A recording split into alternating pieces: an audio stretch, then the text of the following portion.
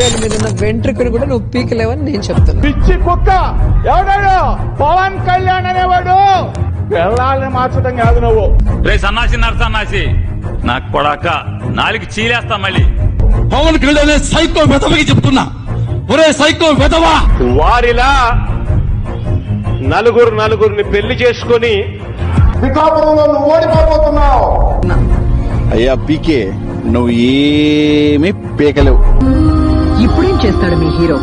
గుండెలు చరించుకునే యువ రక్తం కావాలి. పవన్ కళ్యాణ్ విజయం గతంలో ఎన్నడూ లేదు. ఆంధ్రప్రదేశ్ ఎన్నికల చరిత్రలోనే ఒక సునామీని చూస్తున్నాం. కేవలం 15 సీట్లకు మాత్రమే పరిమితం అయిపోయింది. 21 సీట్లలో పోటీ చేసింది. 20 సీట్లలో ఆధిక్యంలో ఉంది. జగన్ సామాన్యుడు రాజకీయం చేస్తే ఇలాగే ఉంటది.